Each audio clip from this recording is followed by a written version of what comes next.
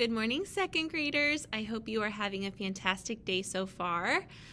It is time for our read aloud. We are going to continue reading books by our author, Tommy dePaola. We have read several of his books. Some have been narratives and some have been fiction. When I think back on the books that we've read by him, we have read The Art Lesson. Remember when he was a little boy and all he wanted to do was be an artist, and he wanted so bad to go to his first art lesson, and then he was a little bummed out that his art teacher asked him to copy. So that was The Art Lesson. Then we read Nana Upstairs and Nana Downstairs, about his memories of his grandmothers and what happens when they die and how they can live on. Then we read Stregonona, the grandma witch, and she had the magic pasta pot. And then we read yesterday Stregonona's Harvest, which was very similar. It had the same characters, Stregonona and Big Anthony, but this time they were planting a garden. Today, we are going to read another fiction story by Tommy dePaola, and it is called Bill and Pete. And Bill and Pete is a funny book, and I think that Bill and Pete are going to have a relationship that is going to be a little surprising for you. So it's going to be, I want you to make a prediction. Do you think they're friends? They look pretty friendly. Let's think. Let's see. The story takes place on the River Nile. And the River Nile is in a country called Egypt. And Egypt is a country in Africa, which is far away. So here we go. William Everett Crocodile lived on the banks of the River Nile with his mama. One day, Mama said, "William Everett, now that you have nice crocodile teeth, we must go to Mr. Hippo's store and get you a toothbrush before you start school tomorrow." Does anyone else think that's a little weird? Go to Mr. Hippo's store to get a toothbrush for school? That was never on my school supply list. Is that on your school supply list? William Everett liked Mr. Hippo's store because it was full of things. He and Mama walked up one aisle and down another. They stopped in front of the toothbrush counter. "You may choose your own toothbrush, William Everett," Mama said. William Everett looked and looked. So it says toothbrush aisle, regular toothbrushes, baboon toothbrushes, finest crocodile toothbrushes. Now let me show you this picture close up because there's something a little strange about it. Do you see what's strange about it? What do crocodile toothbrushes look like? They're birds. "Hi," said a toothbrush. "What's your name?" "My name's William Everett. What's yours?" "Pete," said the toothbrush. "I found the toothbrush I want, Mama," said William Everett. "His name's Pete." "Good," said Mama. "We can go home now." So Pete is not only Bill's or William's friend, he's his toothbrush. So Pete became William Everett's toothbrush, and his best friend too. The next morning, Mama said, "William Everett, wake up. It's time to go to school." "Oh, Mama," William Everett said, "I can't wait to read and write and learn about crocodile history." "Someday I will be proud of you, William Everett," Mama said. You guys see this baby picture of William Everett? It's an egg. That's silly. "Now, class," said Mrs. Ibis, "today we are going to learn the alphabet. Then we will be able to write our names. Now repeat after me." The little crocodiles repeated after Mrs. Ibis. A, B, C, D, E, F, G. They said the whole alphabet. They said the letters over and over again until they knew all of them by heart. Do you notice that William's teacher is a bird? And the kind of bird that she is an ibis. So her name is Miss Ibis, and that's the kind of bird she is. She's an ibis bird. "Well, William Everett," said Mama, "what did you learn in school today?" "William Everett, say the alphabet," said Pete. William Everett said every letter without a mistake. A, B, C, D, E, F, G, H, I, J, K, L, M, N, O, P, Q, R, S, T, U, V, W, X, Y, and Z. Oh, William Everett, Mama said. That was beautiful. The next day, Miss Ibis taught the class how to write all the letters. The little crocodiles wrote the letters over and over until they could write them by heart. "And what did you learn today, William Everett?" Mama asked. "William Everett, write the letters," said Pete. William Everett wrote every letter without one mistake. "Oh, you're so smart, William Everett," Mama said. "Someday you will be famous." "Today, class, we are going to write our names," said Mrs. Ibis. She showed all the little crocodiles just what letters each one had in his or her name. They wrote and wrote and wrote and smiled and smiled and smiled. The letters spelled out Sam, Jane, John, Kay, Kate, Tom, Amy. They all wrote and smiled some more. All except William Everett. He had so many letters in his name that he kept forgetting at least one of them. Look at all of his tries on the wall, and look, they're just one big jumble in his brain. He's having a hard time. Poor William Everett. Big tears ran down his nose. "Something wrong, William Everett?" Pete asked.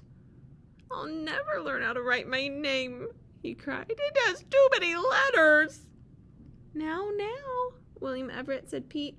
"I think I can help you write your name and not forget any letters." He took a pencil and wrote. Bill. So Bill is a nickname for William. "Did you learn something today, William Everett?" asked Mama. "Yes, Mama, I learned to write my name," said William Everett. "Oh, Bill," Mama beamed. If you are beaming, it means you are smiling really big. On Saturday, when there was no school, Bill and Pete went down to the River Nile and sat on the bank in the sun. A man on a bicycle went riding by. Behind the bicycle were cages filled with crocodiles. "I wonder what that's all about," said Bill. Does this picture and this man with a bicycle and crocodiles in cages give anyone else an uneasy feeling? This makes me a little nervous for our main character, Bill. That's the bad guy. And those crocodiles are on their way to Cairo to become suitcases, said an old crocodile swimming by. "Watch out he doesn't catch you." So sometimes people make things out of crocodile skin. And so that's what they are talking about with becoming suitcases. But he did the very next Saturday. Bill and Pete were fishing and they didn't hear the bad guy creep up behind them. The bad guy lassoed Bill and put him in a cage. He didn't pay any attention to Pete. Pete tried to peck the bad guy, but Pete was just so small. Is anyone else feeling sad for Bill? What do we think's going to happen? Oh my gosh. I hope something good comes of this. Poor Bill. He was on his way to Cairo. All he could think about was suitcases. Look, he's sad, and all he can think about is becoming a suitcase. Brave Pete. He stayed close to his friend. Look, he's following him. The bad guy put Bill in his garden and went into the house.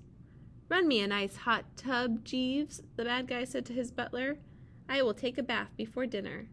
I got me another crocodile today, and I need a nap. Call me when the bath is ready." So a butler is someone who his job would be to help you around the house. So sometimes butlers cook or start baths. Really rich people normally have butlers. I don't know how much people have butlers anymore. It used to be more common. "Tomorrow that crocodile becomes a suitcase," he added. "Not if I have anything to say about it," said Pete. "I'm more than just a toothbrush." And Pete picked the lock with his beak. Oh. Quick, Bill. Let's get out of here, said Pete. No, I'm mad, said Bill. I'm going to make sure there are no more crocodile suitcases.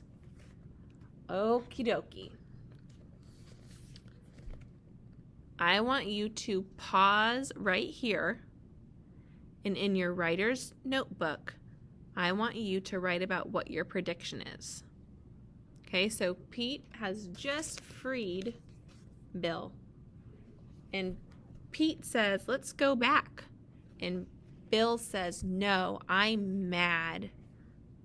He says, I'm going to make sure there are no more crocodile suitcases.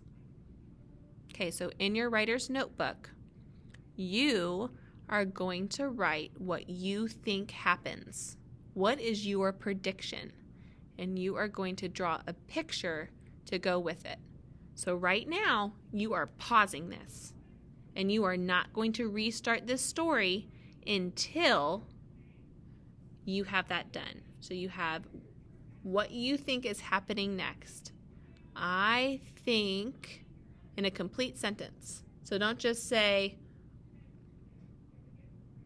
they're going to go and find him. Or you're not just going to say, find him. Say, I think Bill is going to, or I think Bill and Pete are going to, and then tell me what. Okay? All right. And a picture. 1 to 2 sentences, more if you want, telling me what you think is going to happen, and a picture to go with it. And you need to bring this to your meeting with Mrs. Fields to share. All right, I'm excited. Here we go. I wonder if what you said is going to be just like what happens. Bill climbed the wall. He crept through the living room into the bathroom.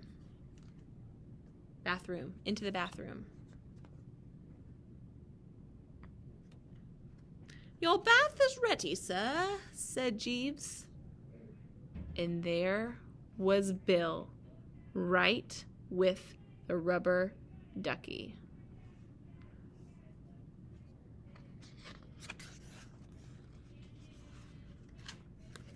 What happens next? The bad guy jumped out the window and didn't stop running all the way to Cairo.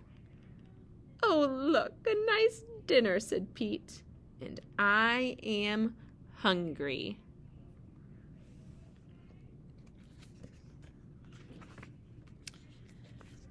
Mama, you don't have to cook dinner for us tonight, Bill said when they got home, and he told her what had happened. Oh, Bill. Oh, Pete, Mama exclaimed. What an adventure! I am so proud of the two of you. The end.